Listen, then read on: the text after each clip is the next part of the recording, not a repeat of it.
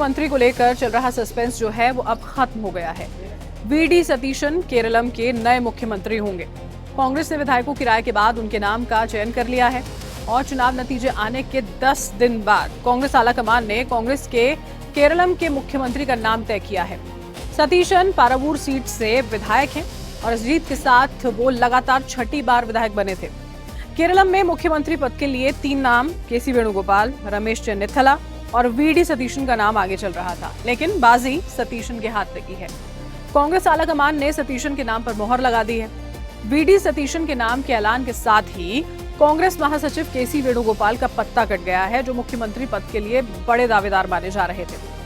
बताया जा रहा है कि पार्टी आलाकमान जो है उसने सभी समीकरण और अंदरूनी खींचतान के बीच में ये फैसला लिया है, जिसमें सतीशन को की जो जमीनी पकड़ है, उनका जनाधार और गठबंधन सहयोगियों का दबाव निर्णायक साबित होता हुआ साफ तौर पर नजर आया। कांग्रेस को कमबैक कराने में उनकी अहम भूमिका भी इस फैसले को लेने में काफी ज्यादा मददगार साबित हुई है। उन्होंने पूरे चुनाव अभियान की अगुवाई की और वाम मोर्चे के खिलाफ आक्रामक रणनीति अपनाते हुए पार्टी को सत्ता में वापसी दिलाई। इसी राजनीतिक प्रदर्शन और जमीनी पकड़ के चलते उनके नाम पर सहमति बन सकी। केरलम में कांग्रेस के नेतृत्व वाले यूडीएफ गठबंधन की जीत में वीडी सतीशन की बड़ी भूमिका मानी जा रही है। आइए जानते हैं कि कौन है वीडी सतीशन, जिन्हें कांग्रेस आलाकमान ने केरलम का मुख्यमंत्री नियुक्त कर दिया है।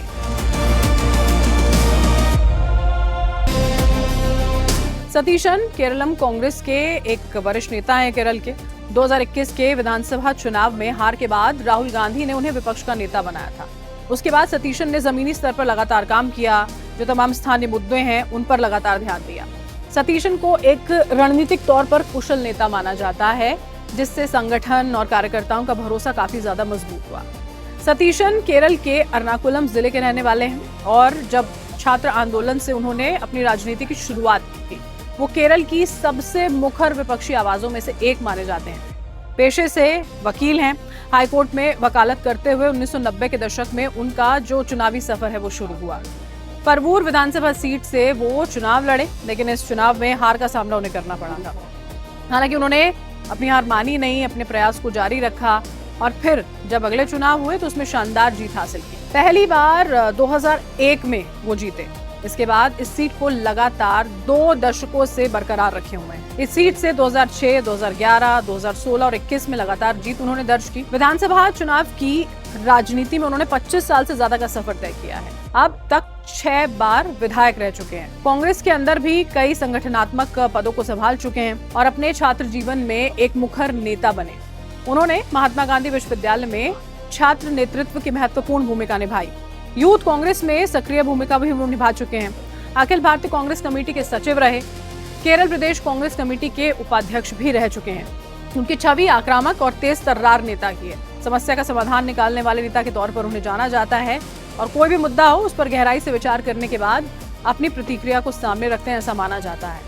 केरल में कांग्रेस के चुनाव जीतने के बाद एक बड़ा धड़ा जो है वो सतीशन के समर्थन में था, जिन्हें नई पीढ़ी और आक्रामक विपक्षी चेहरा माना जाता है, जबकि दूसरा गुट केसी वेणुगोपाल को मुख्यमंत्री बनाना चाहता था।